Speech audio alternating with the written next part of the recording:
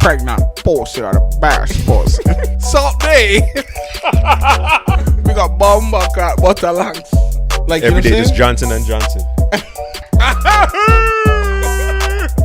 Then jump off. Bro, we're talking about the truth here. I'm glad we're back again for another episode. Yeah, sure. Speaking out of turn. Yep.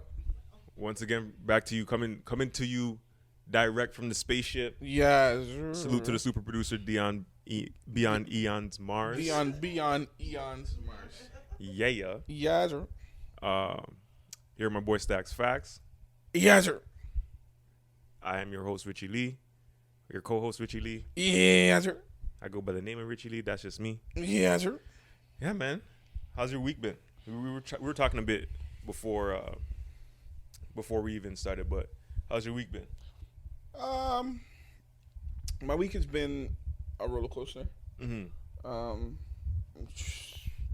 Thinking of business transitions. You know, a lot has been on my mind. I've been thinking about the balance between entrepreneur, community leader, activist. Just thinking about where to go next.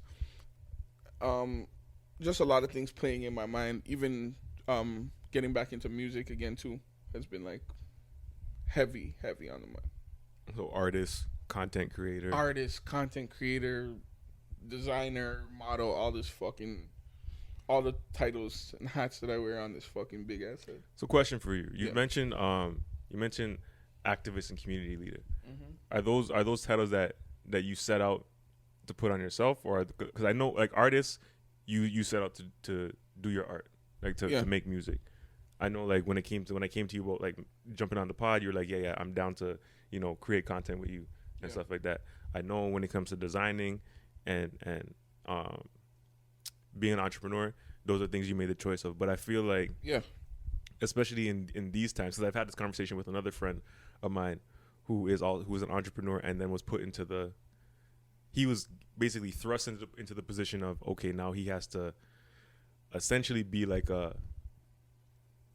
for lack of a better word, a community leader or represent black people within his organization. Mm-hmm. And that's a big adjustment for him, because he's like in that situation. He's like, I never went to school. I don't know how to do this. Yeah. Right. So I ask you, is activist and community leader something that you've tried to do or is that something that people see you as? Like, do they put you in that light? Definitely put me here, because it wasn't something that I set out for. I never ever sat up in bed and was like, yeah, I want to be a community leader and an activist. Never. Or an ambassador for any, anything, because I just feel like that's I know I'm a leader, but like to put that on me is like, for me to wear that title is heavy. Mm-hmm. Super fucking heavy, So, nah. I never thought I would ever be in this position to ever say that I was like an activist or community leader, man. Never. So like, and like I'm curious, right? Because like I have an idea, but man. Like because I think we're living like times that we're living in now with a lot of like activism is getting put on the forefront. Calls for police reform, calls for defunding the police, calls for abolishing the police, things like that. Like a lot of black people who are now, if you're active or if you're vocal, people look at you now as if you're an activist or a leader, right? Or a community leader. And so, which is not necessarily the case. Just because I'm expressing myself doesn't mean I'm trying to lead anybody. I might be doing my own thing. But what does that do when someone puts something that is that heavy or that weighted or important onto your shoulders if you're not really aiming to do that? Like how does that feel? It depends on who you are, man, because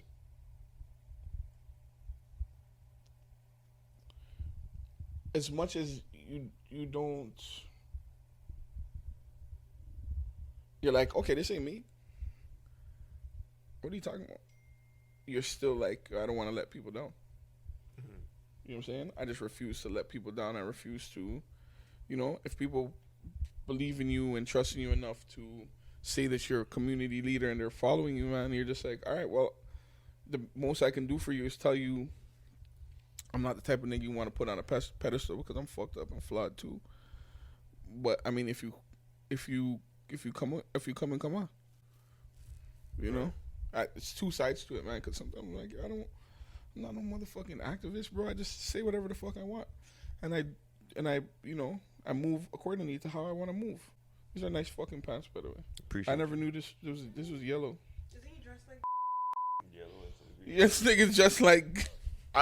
You know what? I have to remind myself I can't say his nickname on this. I'm not gonna say his nickname. He's just like today. It's fine. Why can't we say the nickname? Oh, because I've said. I'll tell you after. But I'll say it. You can block it out. I was about to say it. I was about to be like, yo, for real? Oh no, I'll say it. Because I've said he's done illegal stuff before, but I've put it with his nickname. So I can't. You can't interchange it. Yeah. So I'm just saying. Only we call him Kati. You know what I'm saying? It's only for the family. You know what I'm saying? Yeah. Fucking dead. Next thing you know, police start pairing it. They're like, yeah, seriously. Oh, Kati. The cartel, the black status cartel leader, Kati. They got his face up on the board. Yeah, in black, in his glasses. Fucking hell, bro. But yeah, man. I mean, this community leader shit is fucking. I don't even fuck with it, man. I'm just a nigga that believes in black people being free. That's it. But then when I say it out loud, like maybe I can see why people feel like I'm a community leader. Also, it's people are like, you're so brave. I'm like, nigga, I'm not brave, bro. I'm just tired.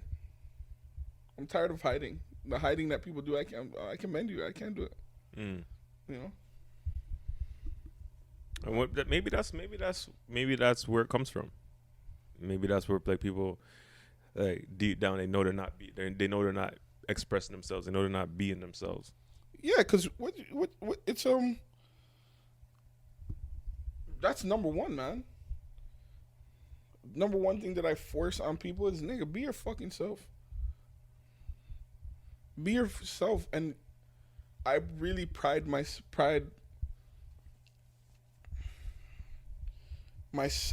on being myself.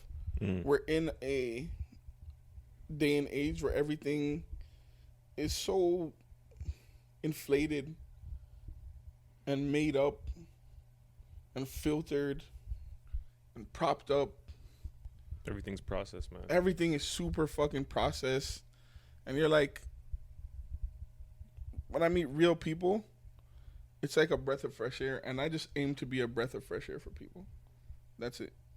That's all I want to do is be a breath of fresh air for people. If people hate me or if people love me, I just want people to be like, well, he was a real nigga, though. There you go. You know? That's real. I think more people should, like, I like the way you phrased that. Like, aim to be a breath of fresh air. Yeah.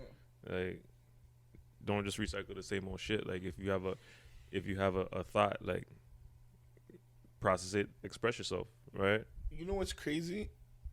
Hold on, babe. Turn the fan on. Is it loud? Well, yeah, I think it's like buzz, but fuck, I had a good ass thought. Yeah. I had a good ass thought. What was that? What were we talking about? Expressing yourself if you have a thought. Express yourself, but repress yourself. Yeah, fuck. Express yourself. What song is that? Madonna? And I'm not sorry. It's human nature. That video was hot. Young Madonna was dope, man. Young Madonna. She was cultural appropriating from Young. She did. Yeah, she was doing them. I think she had cornrows in that video. She adopted the culture before she adopted the babies. She been adopting niggas. Fucking. You're so stupid. You guys are dumb. The N in Madonna stands for Nigga nightmare. No, I'm joking. Is there 2 N's or is there one? There's 2 N's. 2 N's. Yeah. Yeah, but we're nowadays it's everything is such a facade, man. It's such a facade, and it's scary, bro. Yo, it's funny. I was talking to my cousin, a couple years younger than me, nothing too crazy, but it's like, we kind of have that big brother, little brother relationship. And like you were talking about facade. It's like a lot of things that people consume that influence people is just, it's fake bullshit, man. Like, absolutely. Like he hit me up and he was just like, he was talking to me about like a friend of ours that like we buried this week. Man, rest in peace, man. Yeah, rest in peace, for real. And he was telling me how he was going through some things at one point, and he's like, yeah, man, like, I don't know, I started doing doing things that's not normally him, you know what I mean? Like, sipping and all this other stuff, and he's just like, yo, no one ever tells you the real shit behind all this fucking, like, all the shit that they glorify, right? All the shit people rap about, all the shit they glorify and stuff like that. It's like, people don't tell you the real shit. And it's like, yo, I think, I'm starting to think that we have to come to a real reckoning with our entertainment culture as black people and what we take in, and I'm amongst other things. What do you mean? Like, we gotta, because at some point we're gonna have to address, like, there's a generation of kids that are growing up fucking paying attention, addicted to the culture, or addicted to the things that are glorified in the culture. That's right.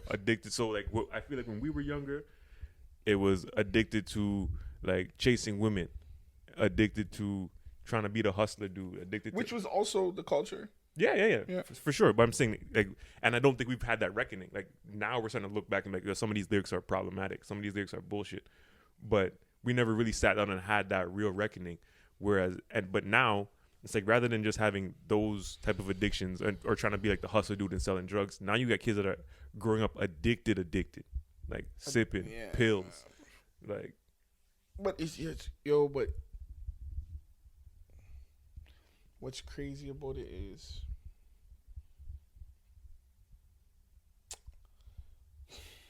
old and young, I think we still deal with the same issues. So our generation was dealing with something, and we swept it under the rug. This generation is dealing with something, swept it under the rug, and that's why a lot of the times we can't grow, right? Because look, think about it.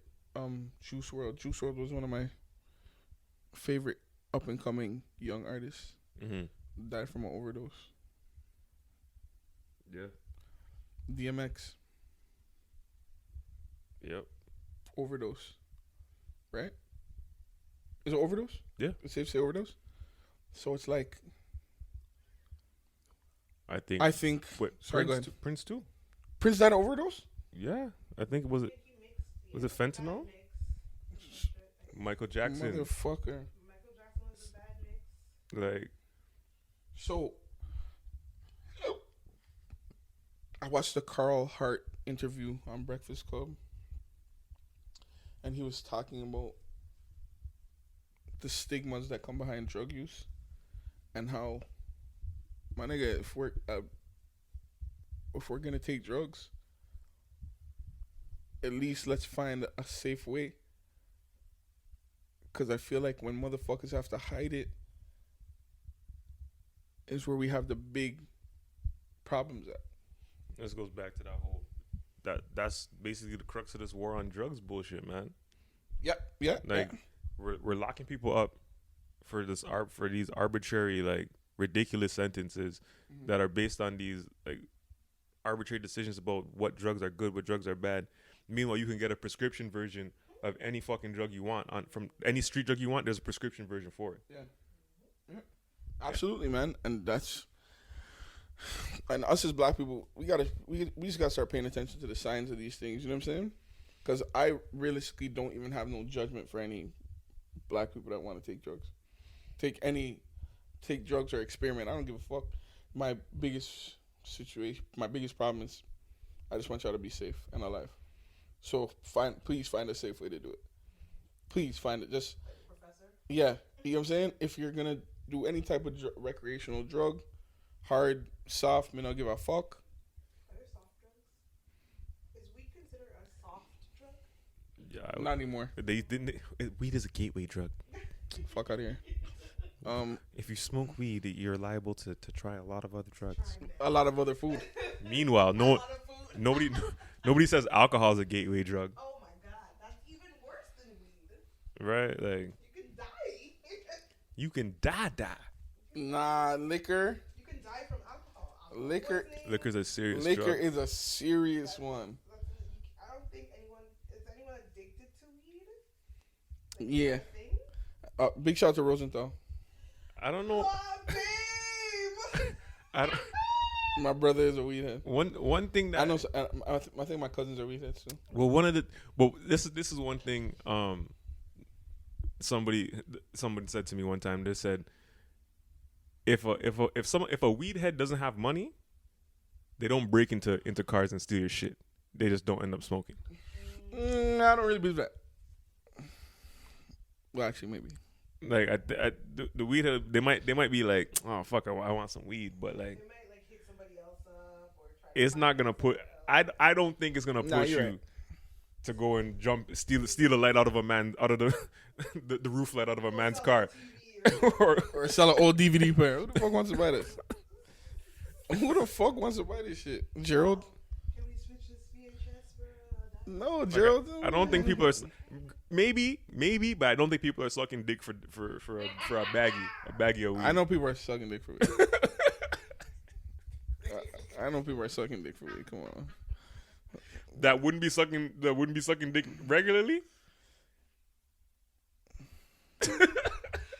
Yeah, maybe right. Maybe right. Second dick, it just so happened. Yeah. They sucking dick to They keep sucking dick. it coming, but They suck- if they didn't, They sucking dick, but like they was gonna suck dick anyway. Man. But the weed just happened to be in the same vicinity. So they're like, let me suck some dick and smoke some weed and get some a boner bonus. Yeah. Yeah. So yeah, but yeah, like. Cancel the show. But as long as black people are just taking the time to be safe, I don't give a fuck what type of drugs you do. Just be safe with your life, man. for real. You know what I'm saying? And another problem is I don't want people to. I'm never ever gonna tell black people how to cope or do whatever the fuck they're doing. But please don't use drugs as therapy. I think that's important. Like one of the things that is kind of messed up is like we have this, and we're slowly trying to work out of it. Like Black Status Mental Health Network, organization groups like that, trying to get people or black people specifically comfortable with, hey, take care of your mental health, like because we can't sit here and ostracize getting your mental health taken care of, and then also ostracize people who are self-medicated because it's not cool to get your mental health taken care of, and then look around and be like, oh well, what happened to this? What happened to all these people that we're losing? Yeah. You know what I mean? You know what I think is super fucking detrimental to mental health? What's up? The fucking internet. It can be. I think the internet is like a gun. I think it's good for a lot of things, but I think it's dangerous as well. I think it's like It depends on your mental state. So I think sometimes. Be on the internet and be fine, minus like black trauma. And then you're which triggered. is everywhere these days. See? Everywhere these days. Yeah. And then you're triggered, and on top of that, I feel like black trauma is like hard to escape because how? I kind of feel like the internet.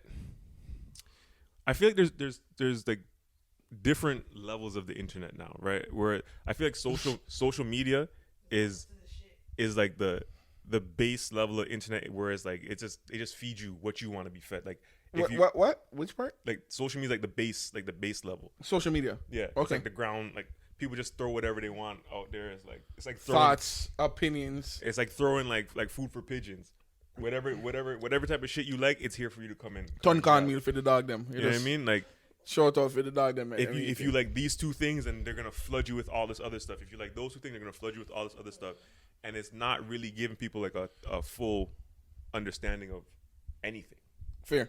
Right? It's like reinforcing what you think. But then if you go in, okay, like there's no challenging opinions to your folk. yeah, okay. And like I'm trying to, and I'm trying more so now to really seek out challenging opinions, just because at some point like.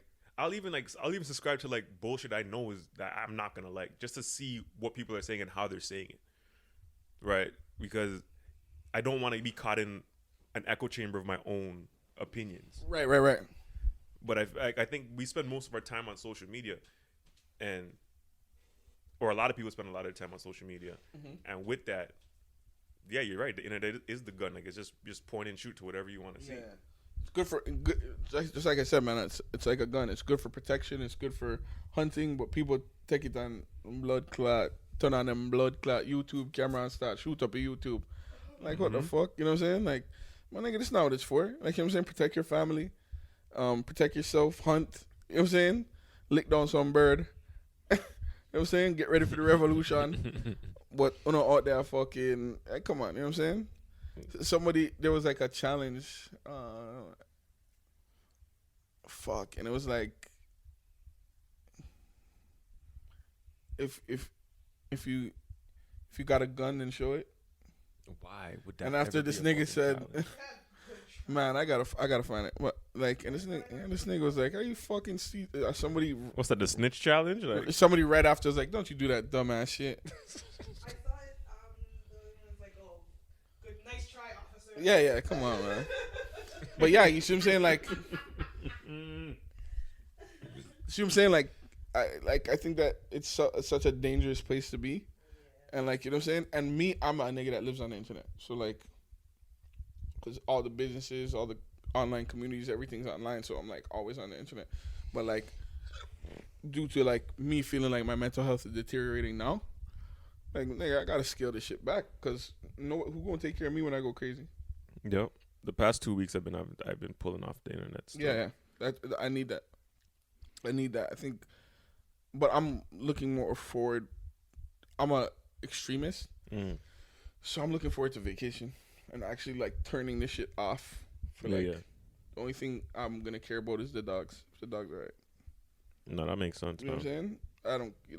I need like 6-7 days of no. I'm not doing that. Yeah, I'm ready to get on a plane. Yeah, I'm ready. I'm ready for a flight. This shit has been wild, man. Yeah, it's.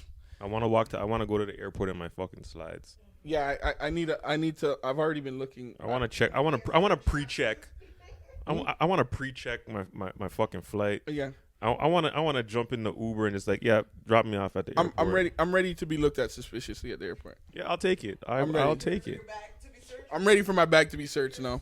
I'm ready for my sleep machine to be fondled with. I'm ready to judge the in-flight meal. Like, say, Yeah. What kind of peasant bullshit is this? Yeah. I'm ready to have. I'm ready. I'm ready to have a bagel and French vanilla before I get on. Yeah. I'm ready. Yeah. I'm ready to worry about if the seatbelt is gonna get over my stomach. You know, I'm ready to stop at duty free. Yeah. Make sure I got the beverage of my choice. I never understood how duty free works. So when you go to duty free, can I buy a bottle then put it in? You have to take it on. Oh, I gotta take it on the plane. Yeah. Go to show you I never bought a bottle at duty free. Really? I only buy duty free. Nah, because Duty free is it. Yeah, you have. I usually buy it on the way back. yes, I've done it on the Yeah, we've done it on the way So back. I've done it on the way back, but me never do it. Going down. Yeah, I have in Miami. Well, Diane and I, because we stay at a hotel. Yeah, we just buy a duty free. Yeah, so on my way. I've never been to Miami. I've only been in the airport. Harassed by some friggin' Haitian, Asking if you're some Haitian like airport you give me all the fucking sass. The sourest mouth in the world. big shout out to them. Yeah, I've never been to all my travels. I've never been to motherfucking Miami. Can you imagine? Yeah, but If I do it, I want to do it right though. Not during. That motherfuckers is volleyballing COVID around on there. what The fuck? They're playing duck goose with the COVID, fam. This nigga Rory was on listen to Joe Budden podcast. This nigga said he went to Atlanta and went to all the places that looked like they had COVID. He was irresponsible. He's like, I was super irresponsible. I was like, yeah, nigga. But I'm just ready to be on a beach, on a resort. You know, I think we all deserve it. Change your scenery, man. I think Yeah, I need to that's breathe something some new air. that's important. Change your scenery. I need to call somebody Papa and ask for a drink. Said, yeah. I don't drink. Yeah, that's how I know you niggas is different. I never drink beer on a fucking vacation. Dos cervezas, por favor. Nah, I'm Or like the good. middle, you know, you start with the hard liquor and then you tone it down with the cerveza Yo, Nah, before you get too drunk, and then you go back to the hard liquor. I'm gonna go hard and throw up. I Yeah, gotta go. I never understood how people have vacations and they don't. And nigga, you have to have one throw up day. nah, man. Because I'm at the point now where like the throw up day is gonna last the next day. Like I'm gonna lose a day You're gonna lose a day. because of that. Or like an evening. Yeah, like the last time I really had a throw up Nah, vacation. man. If you day drink, No, you're gonna fucking throw when you throw up. so if you start, really you gotta start in the morning. Yeah, I got a nap. Who the fuck doesn't nap on vacation? I don't really nap, fam. I'm just going. I'm just up. Like Yeah, but I'm on the beach, swim, yam food, come back, get some drinks. You know what I mean? Like the sun is slapping up me though. all- I love that shit. Nah, I got a nap. I got a shit. nap before the night debauchery. I go on vacation, like I come back looking like Blade dark skin. I'm just up. I stay outside, but like I gotta take. Absolutely. Did I nap the last time we were on vacation? Not every day. Not every day. I'm super looking forward to vacation in December. God willing. For real. Next month. Next month and December. I can't remember who I was telling, but I was like, I definitely got to sneak out. I'm definitely gonna try to sneak out. I'm doing little things until December, like a trip to Niagara Falls or a trip to Montreal or something. I don't mind doing. They're riding Montreal. I'm good on that for right now. Montreal, yeah, they're up. They're, They? yeah. They're up. Them niggas just fighting for rights, so there. Oh, nice. Yeah. Yeah, so you know, I'm good with that. I'm good on that. I love Montreal, man. That Montreal was the first place I ever seen a riot break out, and Haitian people fought the police, and I was like, okay, I can fuck with these niggas. These niggas. Montreal is a different place. That's like the rebel province. Yeah, I seen them niggas fighting police, and I was like, these niggas getting killed? It's crazy. And they were fighting, like fist fighting police and winning. I was like, this shit's crazy. It looked like there was fire. There was fucking Look at the smoke revolution. bombs in the street. I was like, this shit is crazy. I was like, Viva la revolution! It happened in Montreal. I loved it. You know. Yeah, no, I could. Big I shout could out to Montreal. I could do Montreal again. Yeah. I could even do Quebec City again. Yeah, I like it. I fuck with Montreal. Big shout out to everybody I know in Montreal. Who do we know in Montreal? Big shout out to Viva. Kaya. If I'm missing anybody, sorry. But yeah, big shout out to Montreal. I forgot. Yeah, I need a vacation. Yeah, man, because it's just time. It just feels like it. You know what I'm saying? Like a lot of people are waiting for the pandemic to be over to. Yeah, it's not. I don't think it's gonna be over for the next 2 years. Yeah, I don't think it's gonna be over for the next. Did we discuss vaccination already? Yeah, we've been up and down the road, but I mean, for the record, I'm waiting to be vaxi priest. I'm here to be vaxi priest. I'm not gonna lie.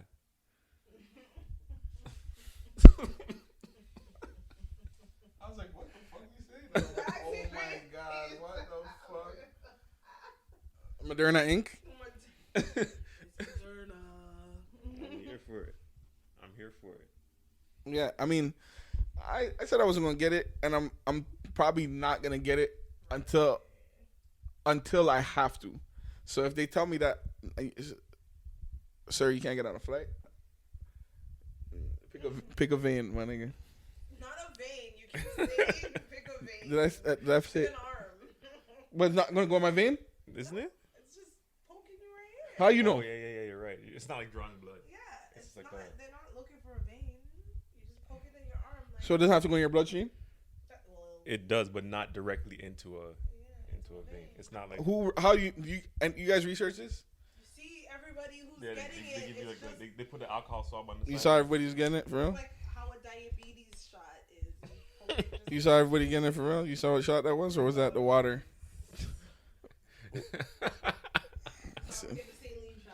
That's exactly. Oh shit. Salt water.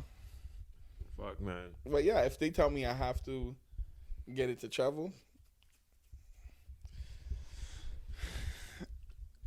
put it. Yeah, I'm gonna have to do it. I'm looking at this I'm looking at this as we're talking about travel, right? Yeah. And I mean, you know, like we're The restrictions. no we're a growing podcast. We're growing. You know what I mean? We have listeners from all over the place. Okay. And so I'm just looking at this list of places where people have tuned in. Okay. And so like I'm looking, I see Poland. Do we always have Poland? I think we had Poland for a while. Big shout out to Poland. I think new is Australia though. Down under. The land down under. Down under, yeah. I think that one was kind of new, and specifically, there's two. There's New South Wales and Victoria. So if you're listening to us from New South Wales or Victoria, like, shout out to you. Yo, What's Victoria? It's like I think they have provinces or like different states. I'm not sure what they call their like areas, but you know what's funny? I think the only reason why this podcast wins and will continue to win is because the perspectives are different and smart and ratchet and super niggerish. And I think because I pay attention to a lot of the podcasts. we're honest though. Like We're honest. I think one thing we Did I don't say honest? Did you? I'm not sure. No, I didn't. One thing I think that we both committed to is I'm not trying to come on here like being too cool. Yeah, I think that's where people lose with everything. Mm.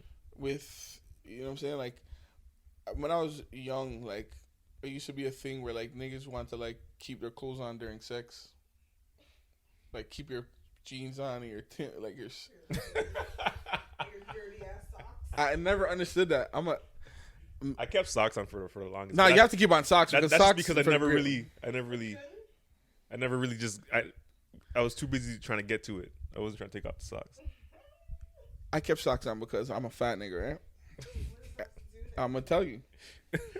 Trying to raise your body temperature. Nah, you just have to keep you have to, like, when you're fat, right? You do a lot of pushing forward and your feet go this way. Oh, you need friction for So leverage. you need to keep your, I wouldn't say friction. Whatever keeps your feet stable. Yeah, friction. Friction? So Is it friction? If without friction, you're sliding all over the place. Okay, then I'll say friction. I'll keep my socks on and stay one place. But other than that, like, I never understood that. So being too cool is not gonna work ever. Never. When you're too cool for anything, you're fucked. When you're too cool, you're not cool. Yeah. Another place we get shout out our listeners from Germany. Germany sounds racist, but shout out to Germany. Hey man, but Hopefully there's some black people in Germany. Big shout out to you. I don't think they're rocking with us if they're not black out there. That's true. If I'm just being real. I fuck with that. I'm pretty sure white people fuck with us too. I'm pretty sure white people are tired of hearing the same perspective too. Shout out Thugringa. Is that what it's called? THURINGA. I don't know how to pronounce it. Where the hell is that? In Germany. I'm trying to show you. Shout out the audience right now. Where we taking this? Austria? Big shout out to Vienna, Austria. Austria? Like, come through. We got the UK. Shout out to the UK. Big shout out to UK, bro. I'm not gonna lie to you. I like to see black people talking like this, bro. I'm not gonna lie to you. But yo, our American listenership has kind of grown, fam. American listenership. I'm looking at this list. Like, Ohio's been there, but I'm looking at this list like Massachusetts. Boston? Yeah. Boston is racist as fuck, but big shout out to them. Like, I'm not sure. I'm trying to see if I can see where in Massachusetts. Not enough data yet. Massachusetts. Okay. Fine, fair enough. We had Illinois, but now we have Washington. Illinois. Big shout out to Illinois. Yeah, big shout. Jersey, stand up. Alabama. We've had Alabama for a little bit now. Salute to what's Alabama? The Crimson Tide? Roll Tide? Roll Tide. Is it? I don't know. I don't want to fuck with this shit. I think so. Virginia, salute. Big shout to VA was popping. Michigan, big up. Jamaican say Michigan. Michigan. And Chicago. Chicago. What's wrong? Black people, fam. You know, somebody still living at Chicago. What? Nigga, what? Like, what are you saying? Yo, and so I mean, now we have two people listening out. We have two people. We have people listening out in Alberta. So shout out to you. Big shout out to Alberta. Alberta's racist as fuck. Everywhere is racist. I mean, I think we pretty much summed up. Like, these colonial countries are racist as fuck. Pretty fucking racist, man. Yeah, capital R. Pretty fucking racist. I mean, hey, it's bro. What the fuck? And they just like, oh man, I didn't want to start that shit today. But I mean, we talked about travel, so I just want to shout out the different dots on the map. Yeah, that we're touching us. We really appreciate it. Mm-hmm. Yeah, hopefully one day. Well, not hopefully. One day we gotta make moves and take this shit on the road. Definitely. Definitely. Well, when you go on vacation, you guys are shooting a podcast. Yeah, of course. Well, Of course. we gotta block that out because I don't know where you know that. And the reason why I don't want nobody to know that because this nigga come try and steal it. Not steal, but I'm telling you for the past I'm lying. 2 weeks I've been like super heavy on energy and putting shit out there because people are wicked. Mm-hmm. You know who I find is the most wicked on bad mind? People that nobody's trying to fuck. Stagnant. And people that are ugly. Inside and out. And people don't have nothing going on with themselves. Because I never understood how people have time for the things that they have time for. It's just creepy. You know what I'm saying? I don't have time even when I got time. I'm literally trying to build a conglomerate that people can eat off of for years. Now I get it. Get what? Now I understand. Understand what? Motherfuckers is not trying to do it like this. So because motherfuckers is not trying to do it like this, it's easy for them to just chat a whole bunch of fucking shit. Oh, I see what you're saying. You see what I'm saying? Yeah. You motherfuckers is trying to be regular and be normal and be fucking complacent and fake cool. So you motherfuckers will do whatever. I don't got time for that shit. But that's like it's. I guess it's what it's that. It's like the what do they call it? I don't. I'm not the curse, but it's that's the life of an entrepreneur. Like, oh man, Jeff Bezos wasn't Jeff Bezos until he was Jeff Bezos. Nah, but you know what makes it harder? It makes it harder being an entrepreneur that's black because, fuck, sometimes motherfuckers, the people that you're fighting for are exhausting, bro. Yeah. You know what I'm saying? The people that you're fighting for is exhausting. And then I don't think a lot of them will even allow you to be tired. You know what I'm saying? Mm-hmm. Like, my nigga, I'm human. You know what I'm saying? And you motherfuckers is not easy to deal with, bro. And on top of that, do you even see what we trying to do? You know what I'm saying? You see what I'm trying to do? Like, you don't. If you don't, I just respect you. Say you don't. You don't know. You don't see it. But people just have a sense of entitlement. Super huge sense of entitlement. People have a sense of entitlement, and it's almost as though, like, oh well, you're like I'm not. It feels like when people talk, it's coming from a standpoint like I'm not doing shit, but since you're doing shit, like you should do X, Y, and Z, and this is how it should be done because like just do it for the people off the strength. Man. And it's like if I'm supposed to do it off the strength, what are you doing off the strength? Chatting, right? Like it's always, but that's the thing, right? Well, what's the common thing that people say? Like, oh, you'll give all these restaurants a million times to get your order wrong, but the minute a black restaurant doesn't do something the way you want it, it's This is why I don't work with black businesses. This is why I go to the white. Man, this is why I go to the Jewish people, because this is why I don't do black business with black people, and I hate niggers, and this is why I go to the so long and to the hair store that the Asian people own, and this is like it's a double. I feel like it's a double-edged sword, because I feel like on one hand, some businesses take like black patronage for granted. Right, some black-owned business we take each other for granted, but on the flip side, it's like you also take for granted the fact that like you want to support black business, but you don't want to give people a chance to grow and better their business. Everybody didn't go to business school, so everybody's not gonna have the same, same skills, and people are gonna have to learn as they go. So rather than just give constructive feedback and see where it goes from there. If someone comes to me and says, yo, you could do this better, you could do that better, you got to respect that. But it can't be a case where, oh, well, fuck that, where's your story? Like, at some point, we got to give each other space to kind of grow and live and get better. Bro, we have to. Because we take everything from anybody. We take, like, oh, people, like, I've gone into the hair store trying to get a little beard oil or whatever, and people are looking at me funny, and I'm just like, nigga, like, I'm not trying to steal this fucking 18-inch, like, 2B hair, like, get the fuck out of here. Hawaiian yaki. Like, but it's almost like we're accustomed to be treated like shit and still spending our money. My nigga, I always tell people, McDonald's ice cream machine has been broken for 20 years. And you grew up on McDonald's. Fuck. Your kids grew up on McDonald's. Yep. Your kids gonna go to McDonald's. You understand what I'm saying? Me. And they have everything, and not only hold on, not only that, their ice cream machine has been broken for 20 years. You're gonna ask for extra barbecue sauce, and they're gonna open the window, poof, poof, and tell you 20 cents, and you're gonna go back. You just fucking kidding me? And you're gonna go back, and you're gonna go back. Like if you're you gotta be for every single meal too. What? I think we gotta be more forgiving. Like, I think we give the benefit of the doubt outside the community a lot, and I think we got to switch that. Yeah, I'm not giving you the benefit of the doubt outside the community. I'm gonna give the benefit of the doubt inside the community, because like fuck, man. Like we hate when people are like, oh, black people got to work twice as hard to get half as far, but then we do it to ourselves sometimes, and we gotta like break out of that shit. I'm not saying that you deal with fuckery service and stuff like that all the time, but at some point, like.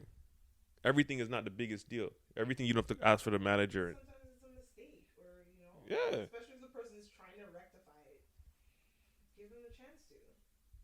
Yo, we've dealt with the other fucking video game. Yo, Mario Kart. That shit looks dope. Listen, you have to get it. It's amazing. We've dealt with a lot of. Yo, the black community got Karens too. Of course. The black community got a lot of Karenistic people in it. A lot of, I like that. The black community got a lot of Karenistic people that love to talk to the manager, that love to give you a hard time. My nigga, I'm not Amazon, bro. You know what I'm saying? We don't have no parents backing. We don't have no loans. We don't have no big ass team. We're the ones who do the printing. We're the ones who do the design. We're the models. We're everything. We're the content creators. We're everything. And I'm not saying this is not what we asked for. What I'm saying is, yo, give us a little patience, bro. You know what I'm saying? McDonald's ice cream machine has been broken for 20 years. And they give you attitude when you ask for extra fries, my nigga. Also, if you're gonna deal with your package being fucked up or your meal being fucked up, you can't. You might talk to the manager, but you ain't talking to nobody who owns the shit. Like. Respect the fact accessibility. Like, I'm here talking to you as a person. Everyone treats you like a fucking number. Yeah. I'm talking to you as a person, so like understand it. And I'm not treating you like the way they treat you. You spend more money with them, and I'm treating you better than they do. You're not gonna go $5. Right? Like what the fuck? And the money that you're giving us goes into some shit. It goes into black lives, bro. You know what I'm saying? It goes into black lives. It goes to black living. It goes to black messages. You know what I'm saying? Like, it doesn't, you know what I'm saying? You motherfuckers give McDonald's money willingly, bro. Yo, you know what's crazy? I used to be on the trend of, oh, why every time I go to the Jamaican restaurant they give me attitude? Nigga, I don't give a fuck about the attitude you give me. What's this food taste like? And also, what, like you went for somebody to suck your dick, or you went to go get oxtail? and even It's customer black people. This is you talking about customer service, looking at tired black people. but even still, like sometimes Fuck you.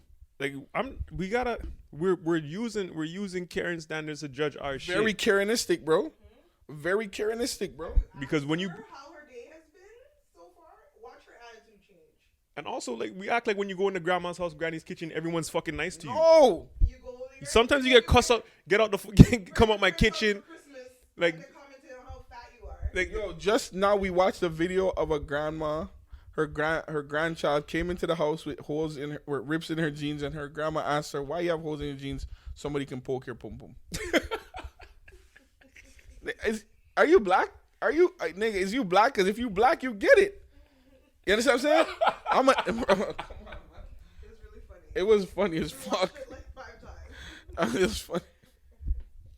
like we gotta stop acting like We're them, bro. We're not them, bro. our cultures are different, fam. Like everybody has that granny, that mom, that auntie that just has a little bit more sass than other people. Like yeah, we good. That's okay. That is, it's fine with me. Like we act like we leave the house and we forget that type of shit. Yo, Everything's supposed to be like this sanitized, sterilized. nah, I'm Like- good with it.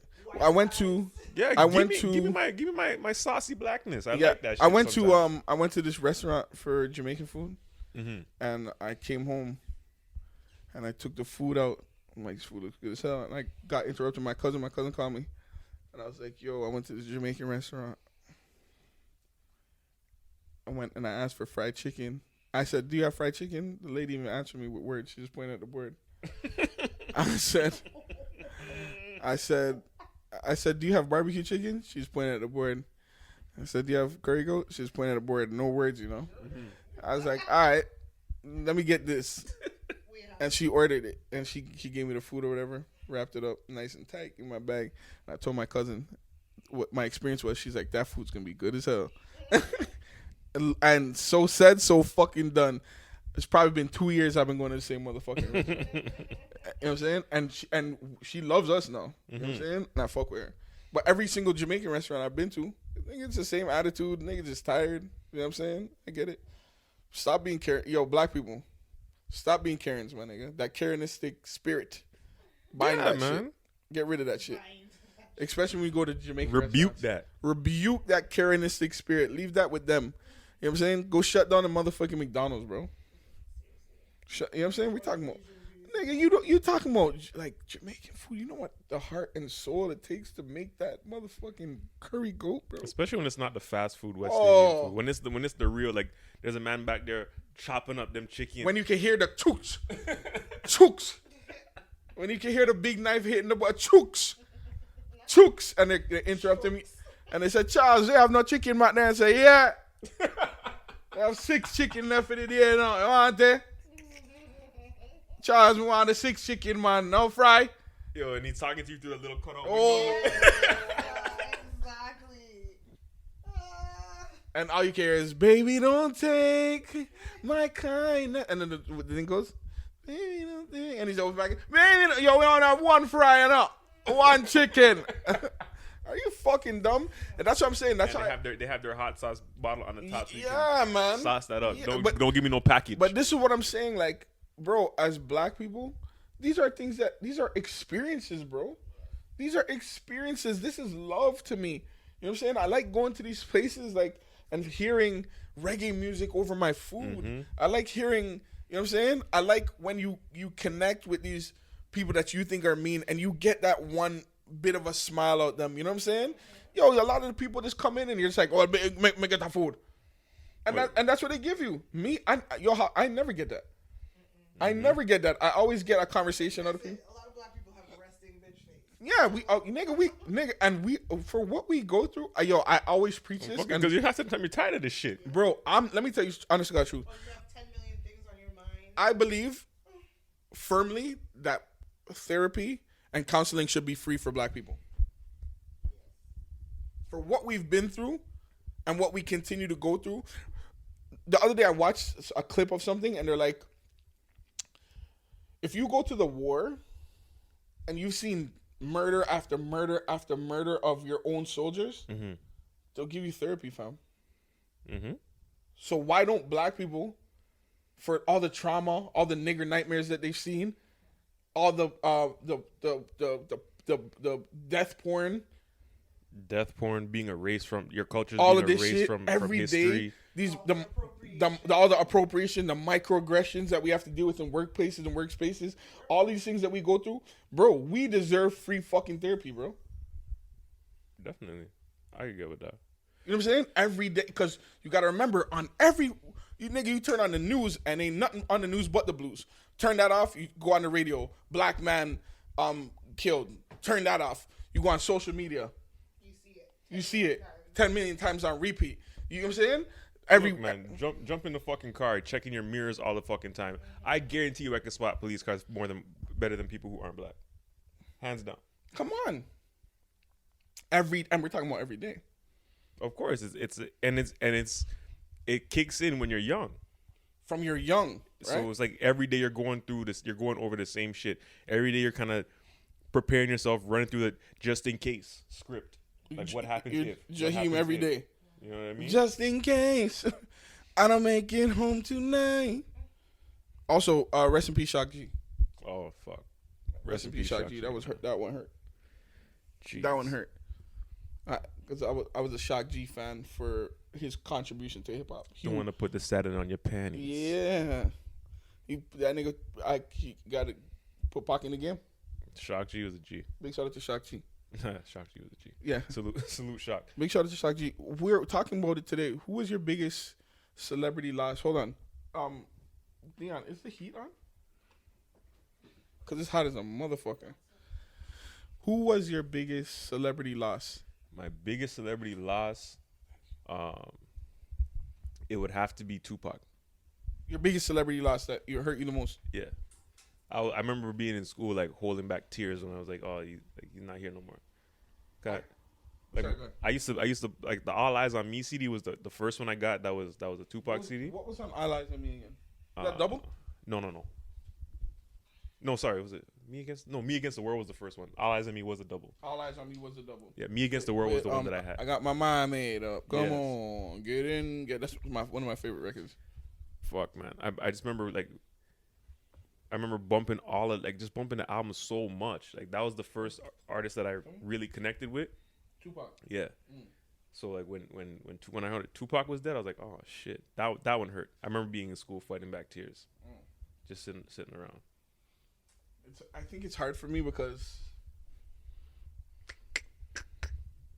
it has to be something I think about, because we have experienced a hell of a lot of a death. But I'm not gonna lie,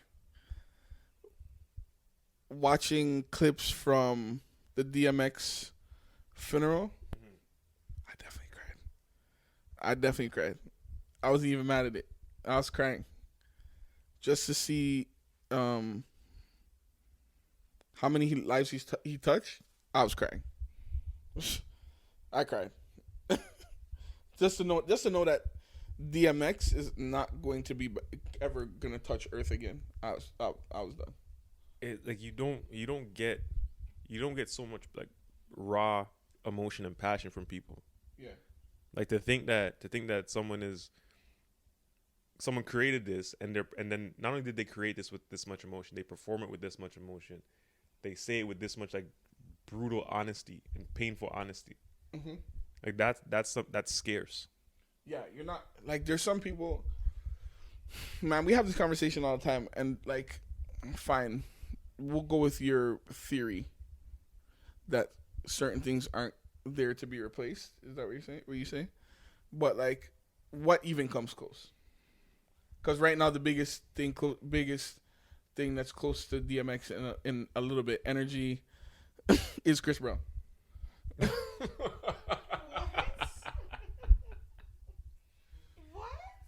Chris Brown is the only crack. No, I was about to say crack.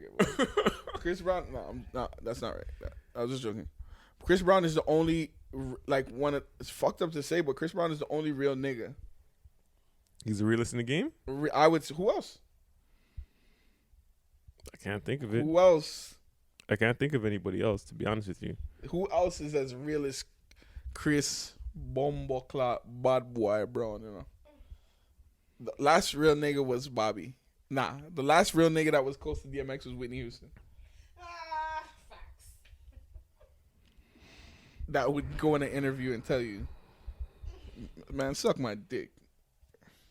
She had an argument with Wendy Williams. That was gangster. I didn't even see that. Yeah. I didn't even see You watched that. the Wendy Williams doc? Or biopic? No. It was good as fuck. Surprisingly. I haven't. I've always kind of treated Wendy Williams as something that's like, I don't really want to even get into it too tough because Same. I know it's something about Wendy Williams just feels messy. Like when it was like that whole thing with Method Man and his wife's like diagnosis. that. I'm like, if this type of person you are, like, I don't need to. Well, obviously that's separate. She's built her. Yo, I never ever get mad. I'm not gonna lie to you. I never get mad at the people who spread the gossip. I get mad at the people who pay attention. No, but I agree with that. Like, if this is what you do, like, I can't get mad at you for doing what you do. Mm-hmm. But I also don't have to Subscribe to it, support it, watch it. Like, I'm perfectly fine being ignorant to Wendy Williams for my entire life. This nigga Dame said, "How can a grown man say social media? Y'all niggas comfortable selling gossip?" Big shout out to my Uncle Dame. Fuck. Y'all niggas comfortable selling gossip? All right, Dame, chill. This nigga Dame will have you fucking rethinking your whole life, bro. Every time I watch Dame, I'm like, yo, I'm not doing something right.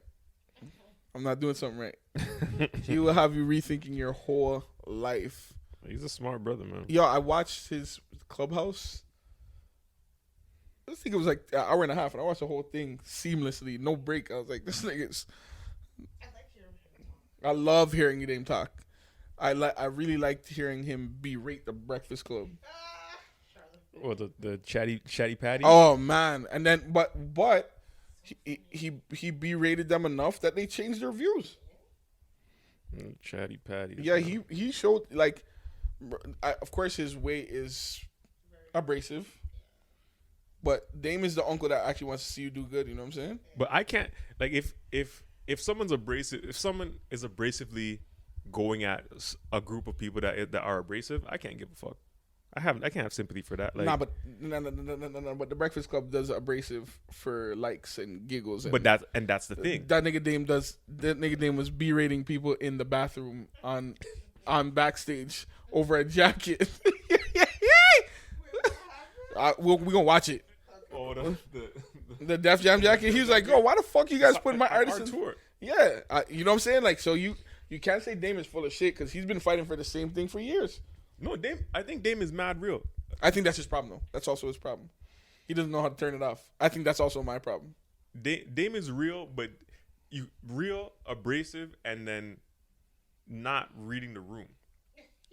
Like, if you're gonna reading the room, nigga. I hear what you're saying. If you're gonna be that real, at some point you might want to read the room. You can't. The reason why I can't agree with that is because you think Hove reads the room. Yeah. No, because Hove demands the attention of the room. He's just like, nigga, I am the room.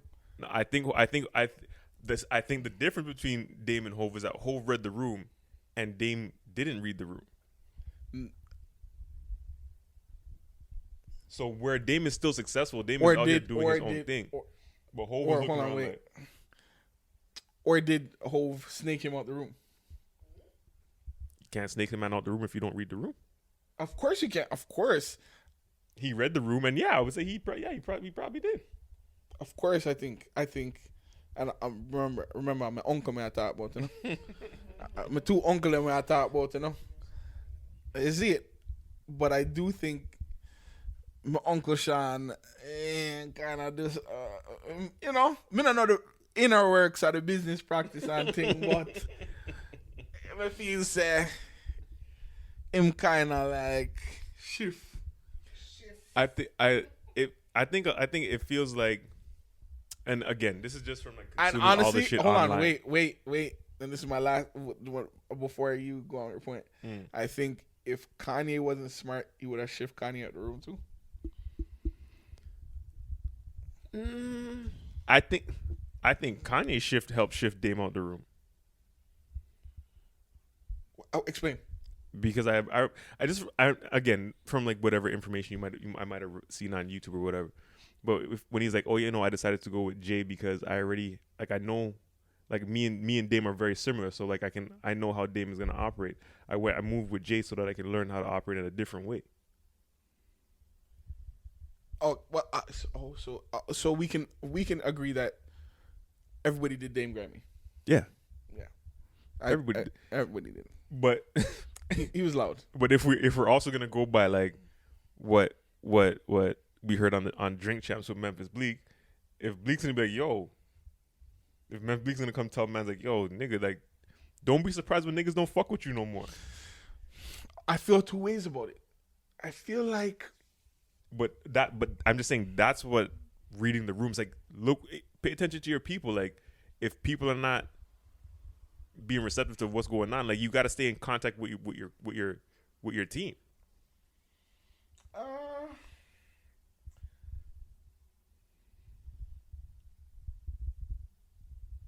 I'll agree with that for right now.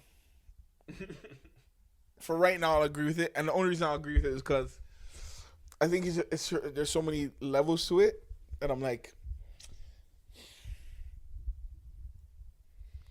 I feel like, I don't know. Everybody knows that Sean, I'm my uncle, but I feel like him and the boy from Chicago. Them do damn wicked still. I'm not gonna lie to you. You know what? We gotta be real about this. We can't dilly dance around shit like that. Like, Hope should have never did that music with R. Kelly. Oh my god. He should have never did that music with R. Kelly. Like, if we're being honest and we're being real and we're gonna stand on the shit that we say. Like, there's a reason why I don't play Best of Both Worlds Part 1 or 2. It's there for me to play, but there's a reason why I don't play it. I think so as well. You know what I mean? And then on top of that, Uncle Sean, I can't believe you, man. Bumbuckler. And then on top of that, you have a song called Not Guilty, when the man guilty of Bumbuckler. Come on, fam. Come on. Not guilty, and then you come back and you drop Missing You after Aaliyah's gone. Like, no. What? Uncle Sean, you're wrong. It's a little bit all over the place. Yeah, you're wrong for that. And granted, again, I don't know shit. I have no idea of the inner workings of anything. However, if I was at the barbershop back in the early 2000s and man was telling me how R. Kelly was digging out this young girl and whatever the case was, you had to know. It couldn't have just been me. Yeah. I only started, okay. I only started hearing rumblings of it in New York. When I was living in New York, I heard like grown people talking about how R. Kelly used to park his bus at McDonald's. Yeah. And I was like, I'm in awe because I'm like, I've never heard this before.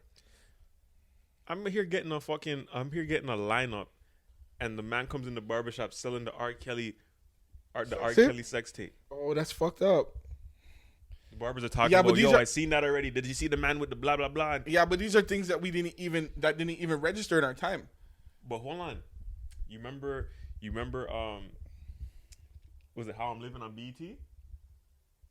Yeah. So I remember there was the episode where and they showed the grotto. Yes, they showed his little tropical little room. And then when I finally did get around to seeing the video, I'm like, this is this nigga's house. Like, this is him. Not only are you fucking positioning the camera, making sure your buddy's in the right view or whatever, but you're also like, I'm like, this is you. This is your shit. I seen your face. You looked in the camera like 1,000,000 times. This nigga Torre said, Robert. Yo, Torre said, Robert, do you like by far the best R. Kelly interview ever. He said, do you? No, wait. We not gonna go that far. This nigga Torre said, Robert, do you like underage girls? This nigga Robert looked in bewilderment and said, what? This nigga said, well, how young we talking? He said, yeah. Well, how young we talking? I can't listen, man. Listen, man. Yo, sorry if this is traumatizing to anybody. Yeah. You know, like, we're not trigger warning. Like, You know what? You gotta put it on the screen. This is our male privilege showing. R. Kelly. Them for let you out and them for stone you know. Because you're wicked, man. Them for stone your head side, man. Because nah, man, them for stone you. Even if them not kill you. Them for stone you. Them for stone you because you're wicked. And then You're wicked. you go on Miss Gail show and go yell on Miss Gail. And cry. They're trying to kill me, man. Charles, what? You're a fiesta. You didn't give a fuck. I would drink from her lipstick part. Oh my god. What? I didn't understand that still. You drink from her what? So he would share like a coffee with his mom, and then he would always turn the cup so he drank from her lipstick. Yeah, he said he had a crush on his mom. What? So also incestuous. Man, look, the man clearly needed help. I think he's beyond reproach right now. I hope he never gets out of jail. And I sucks to say that, but I mean, Yeah, I don't think he's the type that. of person who just keep doing what he's doing. Yeah, no, like I'm and like I'm not. I think a lot of it focuses on like the young girls, but even the shit he was doing to grown ass women, like, god damn, shit was just wild. So I mean, he might have to go under the jail. Nah, man, I'm let him go and stone him in a forest. Bro, you know how many people if they're rallying for this guy, if he ever got out, he would be good. He'd be back on tour, asking girls if they had their passports, did they get their shots. Do you hold on? Let me ask you a question because it's been on my mind. Do you think there's an age limit on people starting music careers? No. I think one thing going with this podcast has kind of showed me that no matter who you are, there's someone out there that is probably thinking the way you're thinking or would appreciate your point of view, and I think that goes for music. I think if you're making music and someone can identify with it, I think there's always a need for another voice. Somebody needs to hear what you're saying. I fuck with that. I'm a. Sorry, I just had like a craving for garlic bread. Just 2 pieces of garlic bread with a little bit of cheese, and 6 barbecue wings from Twilight. But I'd have to get high and go to sleep. Yo, Twilight. Is Twilight black owned? I want to say it is, but big ups to Twilight where you got to reverse park just to make sure that you can make your exit anywhere you expeditiously. Anywhere, all the good food, good Caribbean or Jamaican spots you go, you are risking getting a shot. All of them, and those are the best motherfucking places on the planet. Every single main show, you're gonna get a side of oxtail gravy, maybe a gunshot. Big up Wendy's. Yeah. I've never had Wendy's before, but I've heard about it. Where there's a place, even there's a little spot out in Willie's Jerk, Jamaica Durham, House. Island Mix. Island Mix. Island Mix put me on to. Big shout out to Time. Big shout out to Cloudy. Big shout out to Kels. Motherfuckers put me on. Kells? Yeah, not that Kels. Big shout out to Kels. The motherfuckers put me on lemon pepper wings, and Island Mix has the best wings I've ever had, ever. And I just have a thing for rice too. I don't know, rice is like good rice though. Well, I love a rice, man. Yo, it's bad for me. It's not good the way I love rice. Yeah, you know who has really good food, but I just don't like the rice. But everything else, Chef Karima. I still haven't had a Chef Karima has the absolute best macaroni pie you've ever tasted, the best curry goat you've ever tasted, the best juices you've ever tasted, the best oxtail, the peanut punch, the best chicken you've ever tasted, the best spring rolls you've ever tasted. The shrimp spring roll? Them shrimp. Oh, Spicy is shrimp. Karima open? Yeah, I'm pretty sure she is. I'm gonna have to. Yo, while the pandemic's popping, maybe maybe we record from there, you know? But yeah, because we did the wrap up there. Yeah, we did the wrap up there. Maybe we say, yo, let's do it. I mean, I want to shoot a video, part of the video there too. So yeah. there you go. Yeah. Big shout out to Chef Karima. Line Actually, it up, yo. yeah, Reach out to her. we'll do it. But Chef Karima had some of the best motherfucking food ever, and it's so funny because when we got there, there was like homeless dude was harassing her. I'm like, oh, this food's gonna be good as fuck. And then She's been going through a lot of shit too. I've Yeah. been seeing that vandalizing her business and stuff. So bad man. You nah stop Karima, yeah man. You nah stop a blood clot Chef Karima. You see it? Got a bomb back clot wrong with them. yeah, big up yourself. You know what I'm saying? Salute Chef Karima. But yeah, like I just What's the name of the restaurant called? Chef Karima. Chef Karima's. Yeah. Okay. Hold on. Definitely on the list. Yeah, I got one spliff a month ago, and I've been smoking it for the past month. Yeah, I seen your the local dregs. For the past month, I only smoke it before I eat, and the last time I had like rice, chicken, and wings. I ate every motherfucking thing, and I ate chocolate, and then I went to bed at 9 o'clock. my homie that I just reconnected with, he's a licensed grower now. So and just through this funeral, I ended up linking back up with him. He gave me 2 pre-rolls for my knees, some high CBD joints to kind of. So he could like help grow a strand. Yeah. That's what he does. Like so we could have our own.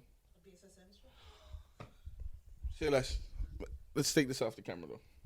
Right. Cool. So then he also gave me this other stuff. So right, like I've been doing it because I'm like, yo, I've been trying to do this running thing, and I think it's been banging up my knees because I gained a little bit more weight than I thought I did.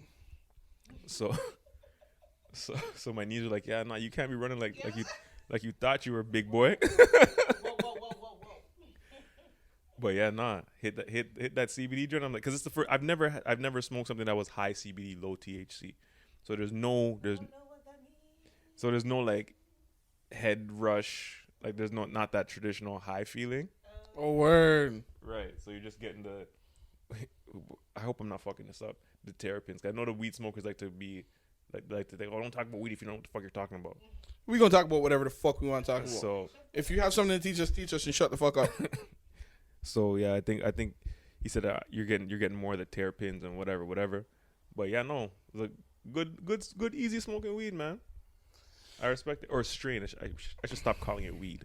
Yeah, I smoked. Good bud. I smoked a little bit, and I fucking ate everything in sight. I went to sleep at 9 o'clock. I woke up with the cover over my head, and I was naked. I was like, what the fuck was that? But you woke up refreshed. Yeah, it was a good sleep. It was a good sleep. Yeah, man. I'm not a weed connoisseur, obviously. And I never understood how there's people that could smoke a whole spliff and be like functional. That shit is not me, man.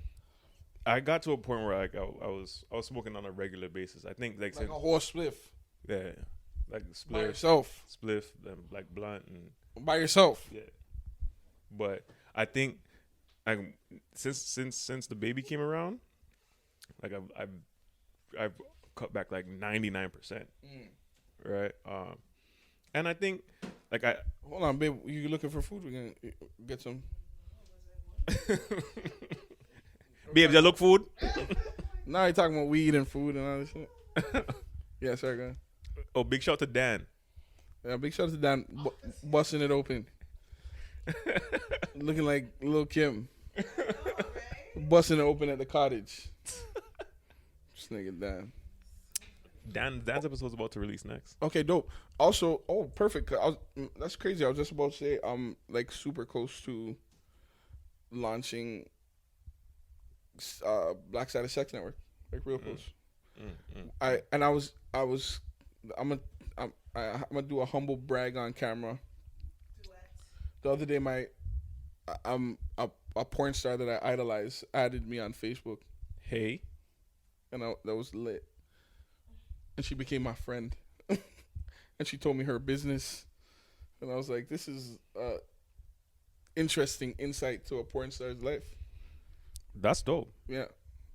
Well, we're friends of the adult entertainers over here. Yeah. Big shout, and it's so funny because like,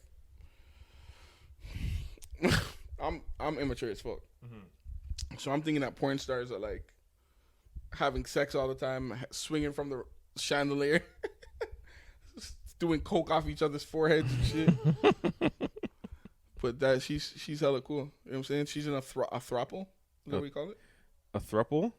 Yeah. I think my homie's in one of those too. He's been kind of like quiet about it, but I think when you get into those type of things, you're quiet. Yeah. Because you don't want a lot of people in your business. And even he's across the pond, so like salute to you. Yeah, even me as a nigga that doesn't really give a fuck about people and what they think, I don't want nobody in my business. I hate people.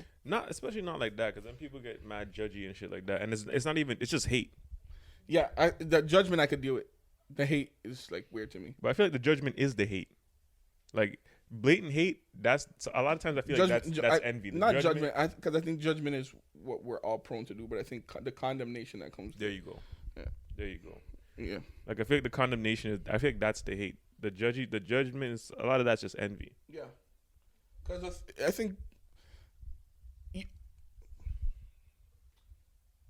Should we do this on this episode or should we do another one? Keep on. Rock it. Are you sure? Do we have enough?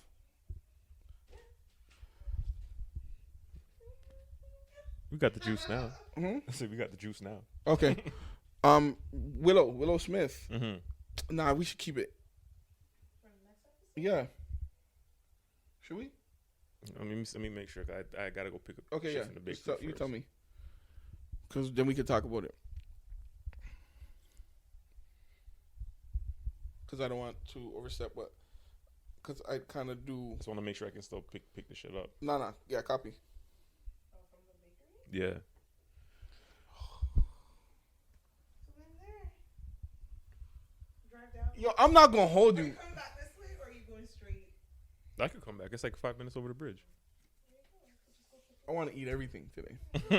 Just because I think I deserve. But Willow Smith came out and said she's polyamorous. That doesn't surprise me.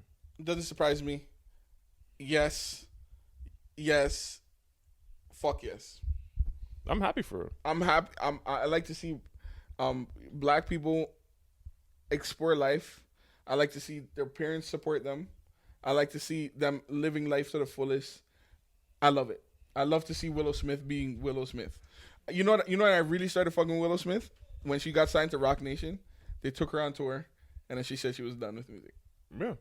Like I fucked with that. I'm here for normalizing for Like, in the black community. Yeah, she said Yeah. she was done, and Will was like, "Nigga, Jay-Z just gave you a contract." She's like, "I don't care." Good for him. Yeah, I didn't say I want to do this shit. Yeah, I'm here for black people normalizing things that like.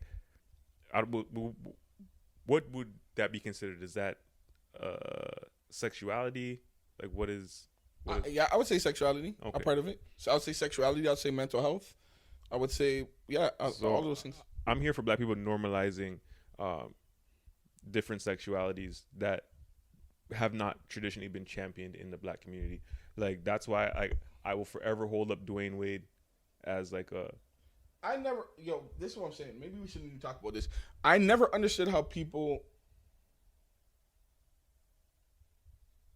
My nigga. I respect Dwayne Wade on another level. Yo, very much so. I respect Dwayne Wade on another level. Very much so. I've heard people with so much condemnation towards his parenting style. Nigga, your dad wasn't there for you, and he still don't fuck with you. But not only that, you're probably like a lot of people that I've seen talk shit about Dwayne Wade, at least from a celebrity perspective, and it's only been a few, but it's like you're not necessarily encouraging like healthy sexual relationships amongst with your children from what you put out there, right? So it's like to get up here and judge somebody else's shit when the man said, "Yo, I didn't know anything about being like transgendered or what have you, so I had to go and educate myself. Me and my wife have to go and educate ourselves." Yeah. Like, as a straight man, It sucks to say this, but I'd rather not talk to straight people. As a cis heterosexual man, I'd rather not talk to anybody normal. I don't want to talk to anybody who's not super fucked up. I don't want to talk to anybody who's not a sex worker. I don't want to talk to anybody who's not hoey. I don't want to talk to anybody that's straight. I think Hoisha. I think the thing with Ho to the E to the Hoisha. one thing that I'm trying to do, just because everything has traditionally been male dominated and a lot of men don't have these conversations, is as I get information and I get educated from people like the homie Ja or anybody else, Shout to Ja, or having conversation with you guys and being in the Black Side of Social Network when they talk about sexualities or even people like Twisted. I always try to bring shout out to Twisted too, and Janoy and Cash and people and like Samson, TKO and Samson, and even conversations with Dan, like, and Legacy in Atlanta, big shout and Blanco. For real, I always try to bring it back to my male friends specifically, just because I'm like, because I have conversations with these guys about every topic under the sun, and if the small thing I could do is help educate like other men about some of this shit that like I'm picking up and I'm learning, then I'm gonna do that, because at some point you're gonna run into someone, and I don't want you to be the reason someone feels like they can't be themselves. You know what I mean? Because I believe that these guys are stand-up dudes. Yeah. So I always try to run it past them, and for the most, like, and they're always pretty receptive. Like, yo, I didn't know that. Appreciate that, because like, it's just not gonna change if we don't take it upon ourselves to like, hey, I'm sharing this information with you. Mm-hmm. I'm not trying to be preachy. Like, yo, I didn't know this. I don't know if you know this. Cool, and we can still talk our shit afterwards. But like, I give them information out because we got to make a better world for folks. Like, I'm tired of seeing. Oh shit! Damn, where is that? I'm tired of seeing these stories this is about in Africa. I'm tired of seeing these stories about trans people like dying, or trans people feeling like being so like alienated and from the black community. From the black community specifically, because it's like, yo, we don't have that luxury to just be alienating people like that. And that's like, I truly don't think that's not a black thing. Like, to alienate people, I don't think that's a black thing. Yeah. We're so welcoming of fucking Chet Hanks, but we're gonna turn around whoever. Like, I'm just not over here. Nigga, we not even accepting a force. Not over here, but black people want to invite the man to the cookout and shit like that. Nah. But we're gonna sit around here and talk shit about gay people or transgender people or lesbians or I'm good. Bisexual people. Like, that shit's whack. Yeah, I don't want to talk to nobody straight. I don't have the capacity for them. I feel you. I don't have the capacity for straight people. Yo, you sent me a joke one time, but I don't even know. And that's the thing. I don't know what's inappropriate these days. I mean, either if it has to do with gay people, I run it by gay people, because I don't ever want. I'm trying to be, you know, a real nigga, but I'm still trying to be respectful of all things. So I run it by the gay people first. Nah, for real. I hear you. So I don't even want to. Usually when the gay people post it, I'm like, all right, yes. But I sent you something, and you're like, yo. You're like, fuck, man. It was something a cis het man had said, and you're like, fuck, man. I want to be a transgender. Yeah. Oh, there you go, non-binary. There you go. No, but I'm dead ass though, because the things that I hear men say or women say, what? It's like, oh, you're a grown ass man ordering lemonade. Yes. And I'm like, I'm done. I'm non-binary now. Yeah, and I fuck with it. And and what's even more crazy is during the past 2-3 weeks of not wanting to fuck with humans, I don't want to identify with none of these niggas at all. I don't want to identify with none of these niggas. I can't, because I'm a person that lives in my mind, and I'm also a person that overthinks everything, and I'm super analytic of like the things people say and what they have time for, and I never understood it. You know what I also don't understand? How people with kids have time. Cause you know what I'm saying? I mean, I have no picnic. I mean, on all time. People are addicted to the fucking phone, man. Yeah, that's a good point. People are addicted to the phone. That's Like even like I'm struggling with like having night around and having like my phone in my hand, just because like it there's stuff happening on the screen. It's attracting. It's gonna attract their eyes and shit like that. Like everyone wants to FaceTime, so you pick up the phone to FaceTime. And now every time you pick up the phone, he's looking at the phone. Yeah, because he's used to people FaceTiming him. Like it's like that's crazy. It's a method of like keeping in contact, especially during like COVID times and lockdowns. But at the same time, it's building in that repetition where you look at the phone as like a means of entertainment, or the phone. This is something. Yeah, agree. You know what I mean? It's tough, but yeah, no, I don't see how people with kids have time to be hateful, and you got time. She's weird. Instill that stuff in their kids, and like, and I know everybody believes something different or whatever, but I'm not gonna. I can't get behind the God said argument. I can't get behind that shit. Yeah, I'm not fucking with that. I'm not fucking with humans. I'm good. Y'all niggas get out of them shits. I'm good. when that nigga host said I party with weirdos, I felt that. Yeah, man. I felt that. I'm not fucking with no regular humans no more. I'm tired. I honestly, I think one of my biggest problems with the internet now is humans don't know what they want, one, and number two, I don't think they read to understand shit. Everybody's just dumb on purpose. I don't think people read more than, like, if it can't fit on a meme, I don't think a lot of people are reading it. I believe that because I don't read. And it fucks me up because I feel like I should be reading. I think we could all stand to read a bit more. Yeah, I need to read. But yeah, that goes back to what we're talking about with the internet, right? Like the meme, you can just look at it and get the gist of it, right? Quick. It's right there. But when you actually have to go and dig into certain things and like filter it out, it takes a more of a mental commitment. And I think that we've deprogrammed ourselves to really analyze things. One time me and Dion were beefing and I got fake woke for a day. And I like lit candles. I read like 10 pages of a book. And I was like, what the fuck? I'm like, I should be doing this more. Yeah. But I got fake woke for like a good half of a day. And I opened the window and I started to reminisce. Try to let the energy pass through the space. Listen to jazz music, you know. Put some Robert Glasper on and shit.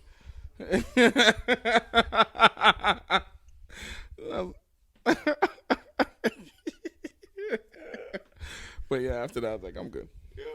But I should read more.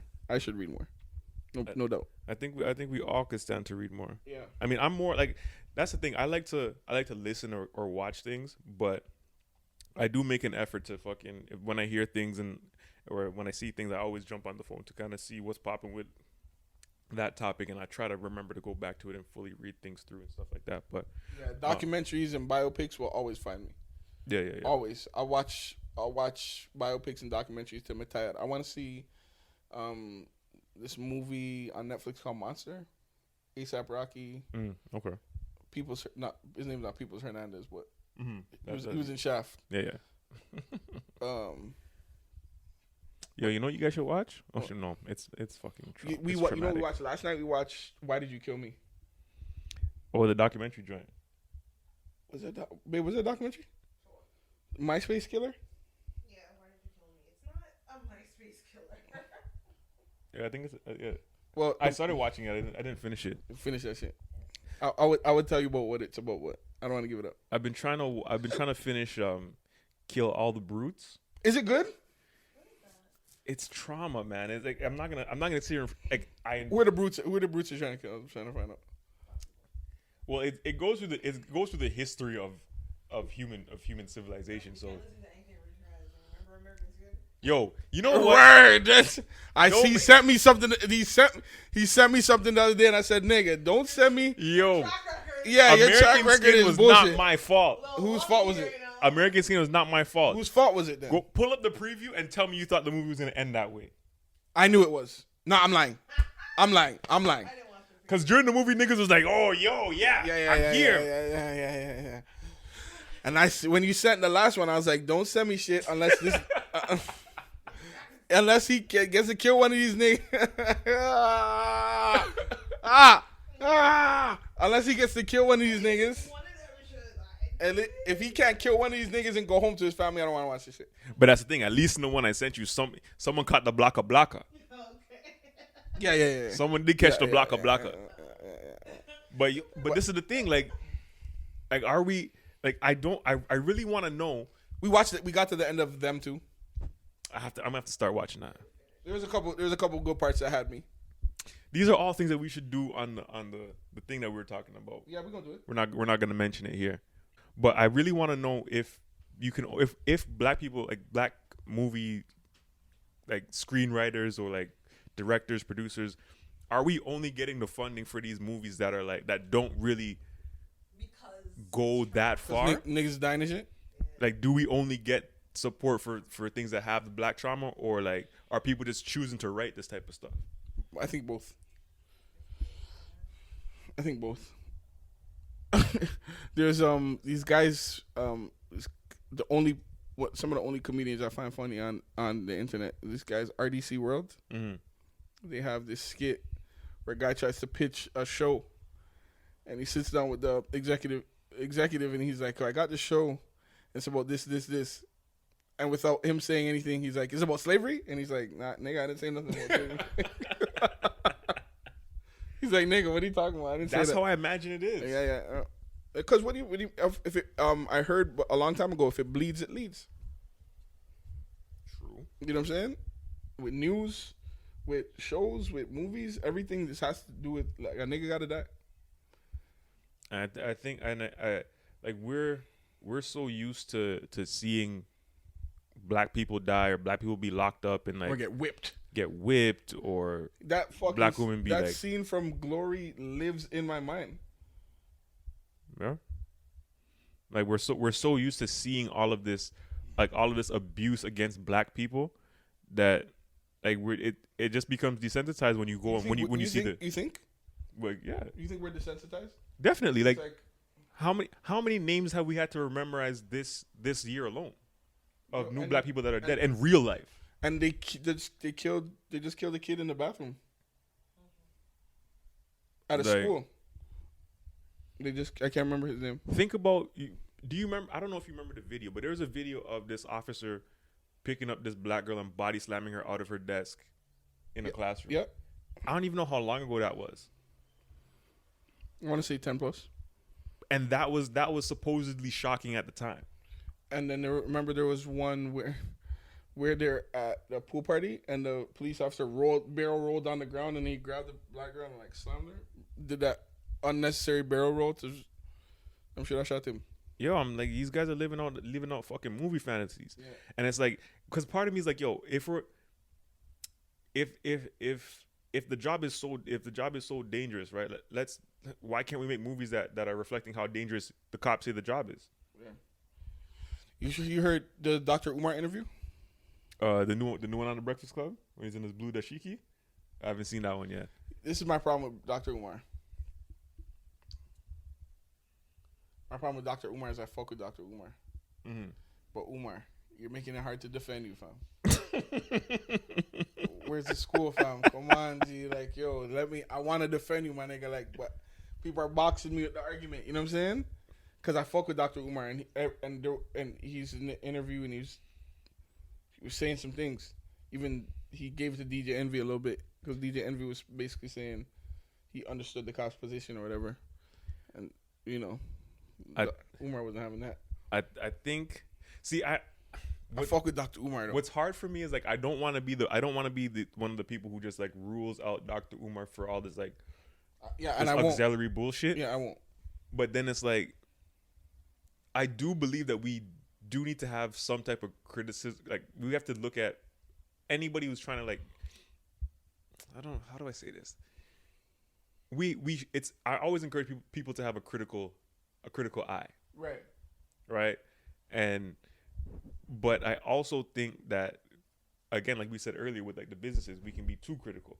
Meanwhile, like we're quick to talk about Dr. Umar and the shit that he's saying, but then who's out here really raising up arms for them fucking white dudes that are out here talking the most racist shit? Yeah, we just sweep under the rug or just ignore and pass it off as racism. So it's like your energy could be better directed I think something that black people have to do is stop focusing on the messenger and focus on the message. Because sometimes you have to pick sense from nonsense. Focus on the snow bunny crisis. He spoke about it. He spoke about it heavy. He went in. He said he's gonna start selling snow bunny slippers. One pink, one white, $25. I was like, Jesus Christ! Don't ask him where the money's going. Yeah. But yeah, fucking Umar. I respect him. Yo, I respect him. But yeah, I think sometimes we gotta. Maybe not all the time, but tough love though. We gotta take some of this shit. We gotta listen to the message from everybody, because you never know. You know what I'm saying? If somebody on the street is telling you don't go this way, and you're like, I'm not. He's like, I told you. Well, it's like it's like when black people start running one direction, all the other black people run the same direction, right? So super. Why we don't do that with the people who are telling us, yo, don't do that? The people who are saying, yo, you black folks, you might not want to do X, Y, and Z. Why we don't run in the same direction that we do when it's gunshots? That's true. We don't stick around and see, what's happening. But man, shout out Dr. Umar, man. I'm not necessarily giving Dr. Umar my money, but when he comes and says what he has to say, I can't say that he's always wrong. Even old boy fucking Kevin Samuels. I might have to cop a plea on Kevin Samuels and be like, yo, you know what? I might have to rethink some things. Like when he's talking shit to men, like a lot of shit he says to men, I agree 1,000%. Like the things that he says to men. Yeah, a lot of like what? Like when he the popular one is the one where he was talking to the dude and dude was like, he's like, how much money do you make? It was like $1,000 a month. That nigga was goofy as fuck though. And talking about women should just give him attention. Come on. Agreed. Yeah. And then Mr. Samuels was like, "You got a big dick." So wait, you're not in shape. You're not making this amount of money. He's like, "He's a fat motherfucker." He's like, you ain't even got a big dick. Yeah. And it was like, so why should a woman be treating like that's the shit that people need to hear? Mm-hmm. Like, it sucks that that he breaks it down in some of these ways where it's like, you know what, this is kind of fuckery. And I know I'm going back on a lot of shit I said about Kevin Samuels, but like, nah, man, there's something I can't say. Everybody needs to hear it, men and women. Yes. Everybody needs to hear what he's like. Everybody needs to hear the tough truth sometimes. Like when he's talking about, like, I think he goes a little bit too far when it comes to like women with children. I think just saying that you're not attractive because you have kids or you're not desirable X, Y, and Z. I can't say that's the case. Yeah. Right. I think he goes a little bit too far, and that's where it starts to feel like, you know, some He-Man woman hater bullshit. Okay. Right. Mm-hmm. But there are definitely times when it's like, yo, nah, what are you like? I saw one the other day where he was like, so wait, you have these kids and you keep having more. Yeah. And you're not no money for care of them. And you want a good man. Like the man can't save you. Like that's for real. Like I believe that a man cannot save you. And I don't think that we go through these things with like the right thought process all the time. Like the man's like, so you have pick me. The man to ask her if the state's involved with her children. Yeah, fuckery. That's fuckery. So, man, you know me, man. Fuck, I don't. When it comes to. You know what I'm saying? You know what I'm saying? Me as a man and as a black man, you know. Kevin Samuels, am I doing thing, you know? Yo, am I going through and doing thing, you know? Yeah. I've come around on Kevin Samuels a little bit, man. Nah, man, you have to go around and Kevin Samuels and him. The only what I still think he's a little. That's not for me to say, but. Yo, I'm glad Dion's off camera for this song. Niggas not gonna bait me into no bullshit. Niggas is not gonna bait me into nothing. Yo, the producer's mix. Nah, I'm good on that. You're not gonna pull me into the bullshit. It's speaking out a bomba clot then. Oh, fuck. But I really respect about him is the fact that he's an equal opportunity nigga. That nigga gives it to women and gives it to men. So I. Oh man. Anyway, you're not listening to SOT. I'm Staxxx Facts. This is Richie Lee. Yo. Niggas not going. Yo. Nah. Anyone can get it. I'm done. Yo, thank you for listening once again, man. We appreciate it. Speaking on the turn, it's my boy Staxxx Facts. I go by the name of Richie Lee. Shout out to super producer behind the camera, Dion Beyond Eons Mars. Peace from the spaceship, y'all. Peace.